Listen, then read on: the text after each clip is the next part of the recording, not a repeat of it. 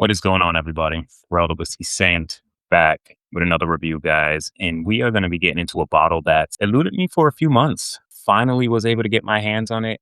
And when I say I don't actually even mean myself. Big shout out to the wife for securing this for me. And big shout out to my local store. You know who you are. Always hooking me up. If you're new to our channel, hit that like and subscribe. We're going to kick this off in a minute. Cheers.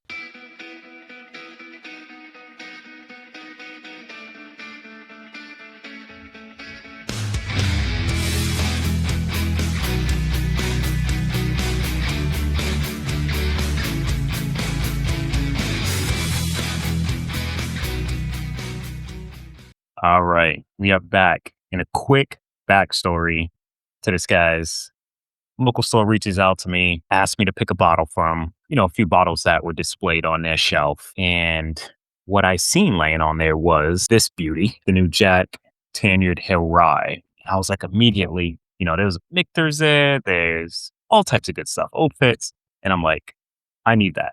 So I immediately message him, Jack Tanyard Hill, please. Then his butt comes back to me saying, oh, I'm sorry, the owner just grabbed that one. Is there anything else that you would like? And I was like, crap, no one.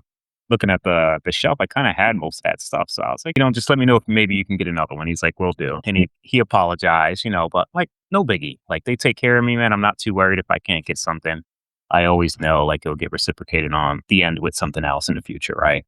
So not a big deal. Long story short, Christmas comes and I'm opening up a gift from my wife. And lo and behold, this bottle is in the first present I open. And I immediately start laughing because I just knew the story. You know what I mean? Like, they got me pretty well. Like, him saying that the owner picked it up, when it was my wife instead, was kind of funny, man. So got a couple smirks out of me and giggles. I definitely reached out to him, obviously thanking him, but also busting his chops for doing that to me, man. That was the first time that they kind of caught me off guard with a bottle, man. And it kind of made Christmas that much more fun, right? I'm never really in it for me. It's always the kids, but that actually made it pretty interesting and kind of liked how they did that. So big shout out to the wife, big shout out to my guy. You know who you are. Thank you again. And guys, we're going to be diving into this, reviewing this with you guys. Kind of had a taste already, but we're going to break it down and see if this is like ride of the year material, like everybody. Well, not even everybody, like some people has been saying. So let's pour a little, poured actually a lot up. Didn't mean to do that, but Tanyard Hill Rye, guys. This one's coming in at a whopping 140.5 proof. Barrel entry October 9th, 2015. I'm not sure when it officially dropped, but it's probably just shy of 10 years. I would imagine, if not 10 years. So if you can look at that color from the bottle to the glass, like, this is dark, guys. Dark, dark, dark.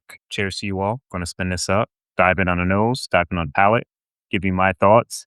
And I already ranked this in the background, so I'll give you what that scored as soon as we're done tasting it. All right, cheers. This is an interesting pour, right? So if I immediately had this blind, I would not gravitate towards Jack right off the nose. And Jack is typically pretty obvious, with some of those notes, but this kind of masks itself behind the oak, the barrel char, and just that it's like a more, I don't want to say dusty profile, but it's not that quintessential Jack by any means. Yeah, just not that traditional Jack, which I don't mind. I actually prefer this nose. Like, if you can kind of think of, I don't even want to say Coy Hill turned up a notch, but like, this just presents itself on like that dark richness profile that you'll get off of like the true Coy Hill, the first release, single barrel, special edition. You can tell this is special right off of the nose. God, so dark, right? So yeah, all that barrel char, that oak spice comes across a little older than like 9 years in my opinion. Dark vanillas, dark brown sugars, tons of spice. Wouldn't immediately say like rye spice, but it's potent, which you could tell, you know it's a high proof when you're nosing this. But on the same note, it doesn't really burn me out, right? It's 140.5 and I can kind of get in there and give it a good sniff and not really get, burned out. All right, enough on the nose, guys. Let's go in for a taste. Cheers to you all. Whew, definitely got some spice there. I'll tell you that immediately lights up the whole part of your tongue. Front, mid, back, gets like an eruption of flavors.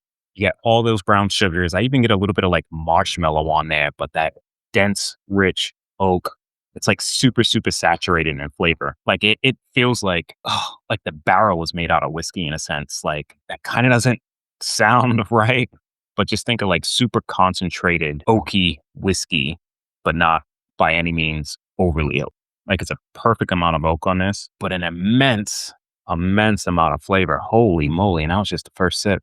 Wow. Let's take another sip and we'll kind of break this down a bit. Wow. I get a similar experience to when I drank Elijah Craig Pyre bottles. Like that immense amount of like slightly dusty, funky oak that you're really not used to on today's whiskey presents itself on this. I'm not sure why, because it's not super old, nor was it really distilled a long time ago, but this profile is so different, in my opinion, for the regular like single barrel ryes that are on the market from them. Like wildly different. Like this is crazy. And I'm glad that it's that different, right? It's a special release. Like it should present itself a little different than normal stuff that you can get. And there is no denying this. I can't wait to share this with some of my guys so I can get their opinions on it, because I don't really know too many people that has tried it. I know Jason, the Master Drum, has tried it, and I believe it was his Rye of the Year, and a few other people that I've seen drop some reviews. But holy crap, that's pretty nuts. I'm going to take one more sip, guys, and just give you kind of my final thoughts on it. But as you can tell already, wow, I can sit there and just continuously drink this. That's how good that profile is. It is hot, but at the same time, it doesn't really feel like it's 140. It's proofy for sure. But when I'm thinking like hazmat, I'm thinking something's really going to crush me. Like all those flavors kind of hit front, mid, and back immediately, then kind of subside slightly, but all the flavor is there. You just don't get the burn, right? So you get the burn up front across the whole palate. Then you just have a retention of flavor that just sits on the mouth forever. Like the finish is nuts. There's no denying that on this. Those flavors are so rich, so dense, just tons of barrel char, oak influence, that rye spice is there. That dark vanilla is brown sugar. It's more cooked down brown sugar. Like throw that in a frying pan, cook it down a little bit. When it gets a little bit more darker and dense, that's what you're getting on like the nose and the palate of this. Like this is some really, really good whiskey, guys. Pick it up. It's a no-brainer in my opinion. My wife paid $89 for this bottle, which I would imagine is retail, because the store that we shop from pretty much sells everything at retail. I don't even know if I would be mad paying $200 for this. Like as much as I hate spending money on whiskey, like this is a whiskey that you don't really come across often. Like this profile, like just the mouthfeel, everything about this is just stellar. Stellar, guys. Like it's really, really, really good. To put it in perspective, I want to say most whiskeys for us, but anything that scores, I would say in the mid 80s for us is pretty darn good whiskey. Anything that scores in the 90s is excellent whiskey for us, right? This thing scored a 93, which is up there with some of the highest things I've graded. You know, there's probably a handful of bottles that scored higher than that. In terms of a rye, I know Booker's Rye scored like a 97 or 98. And there was a couple New Hollands from back in the day, I think that scored like 94s, but this is a 93, dude. If we're looking at it like that, like it's probably like top 5 ryes that I've ever graded, maybe even never tasted when we're looking at it surely from a score standpoint. Holy crap. Not going to talk too much more about this. Jack Daniel's Tanyard Hill Rye is a buy. Definitely, if you see it, guys, on the shelf, anything close to retail, even a little more, pick it up.